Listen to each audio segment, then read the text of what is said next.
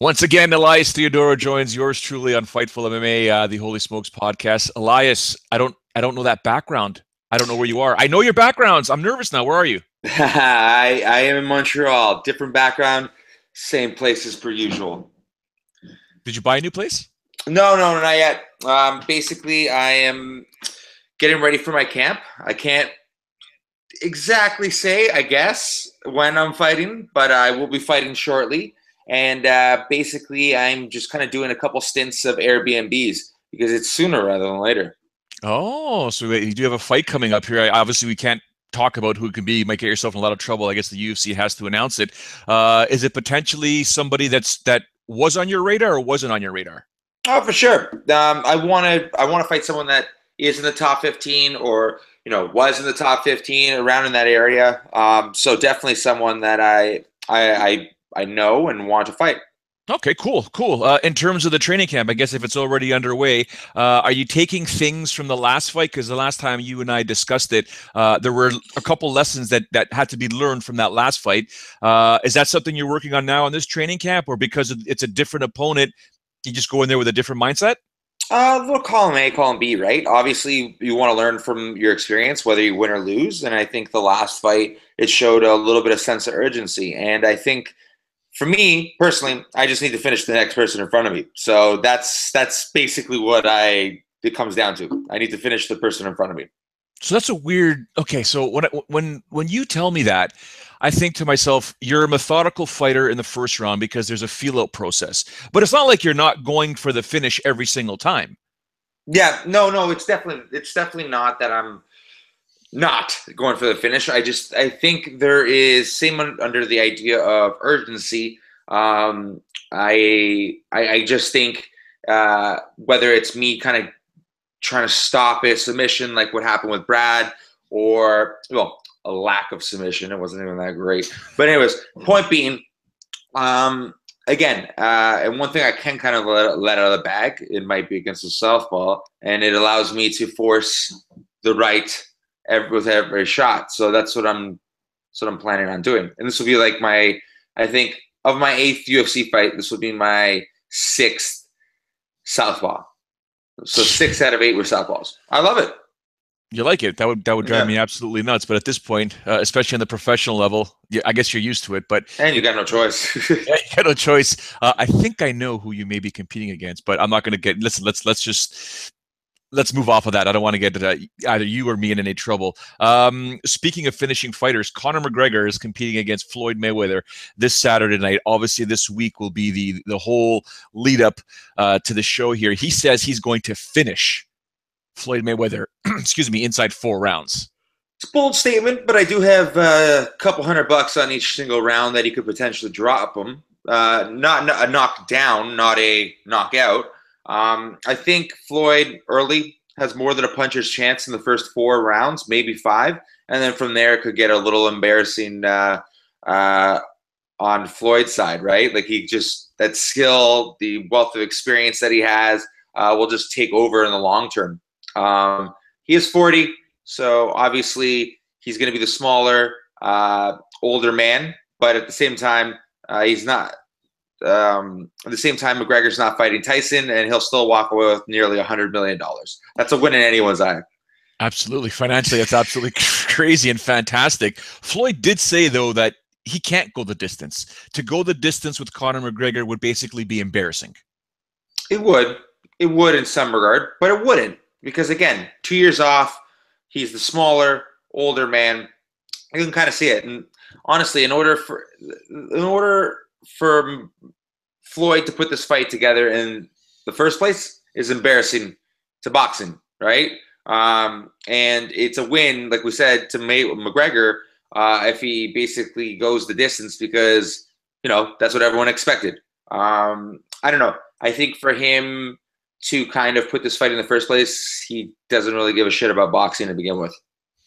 In terms of embarrassing, is it embarrassing, this whole scenario with Paulie Malignaggi and Conor McGregor? Should Paulie be embarrassed? Should Conor be embarrassed for having that video go out there? Should Paulie be like, look, dude, you knew what you were getting into? Or is Paulie right? Where do you stand on this?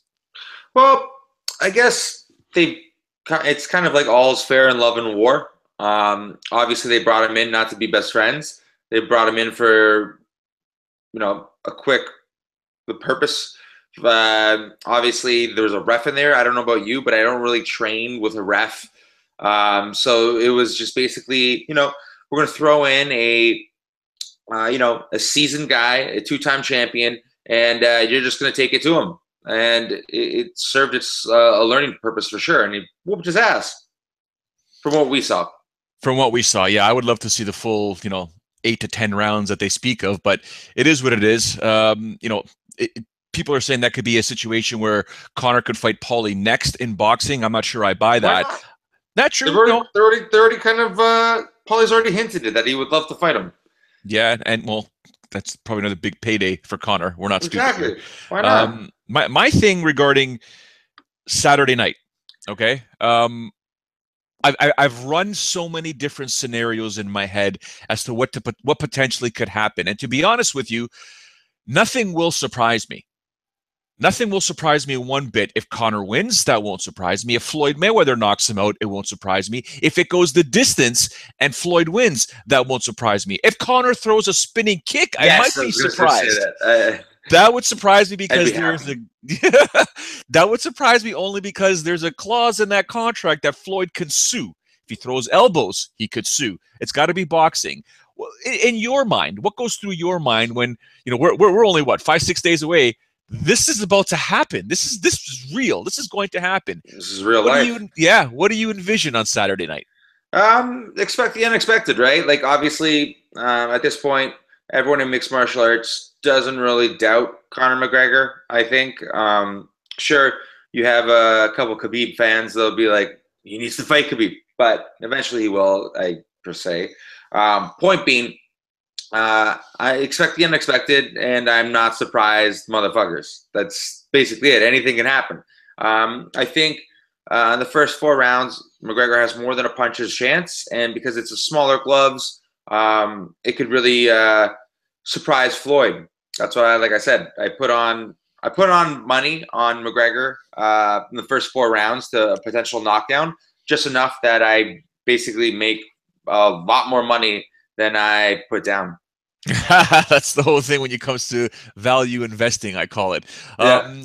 Speaking of not surprised motherfuckers, Nate Diaz is he came to the defense of Conor McGregor, saying these boxers are basically, I'm not being verbatim here or quoting it properly, but saying, these boxers are fools. Like how can they be, or fans are fools to criticize Conor McGregor? You want to talk about have Floyd Mayweather step in the octagon with Conor McGregor. He'd get mounted and slapped and all that stuff there. It's kind of weird. Some mixed martial artists are behind Conor, some are not. But, an arch rival like Nate Diaz is standing behind him because I guess he got insulted that boxing fans say that, mixed martial artists can't box. No, I get it. And also it pumps his tires because he arguably won the last one. So again, I think, it's the idea of my enemy is my friend. And not necessarily that boxing is his enemy. Maybe he's just trying to position himself for a fight. Saturday night, where will you be? I will be at Boston Pizza. I will be watching the events at Boston Pizza on Front Street. All are welcome to join with this stupid face. So Boston Pizza, downtown Toronto on Front Street. Before we let you go, I'm crossing my fingers. When do you think you'll be able to talk about your fight or make the announcement? Is that just something that you're waiting for the UFC? Hopefully soon. Main cards, main events are starting to get announced shortly. So looking forward to do that soon. I have a whole Photoshop series ready to roll out as well.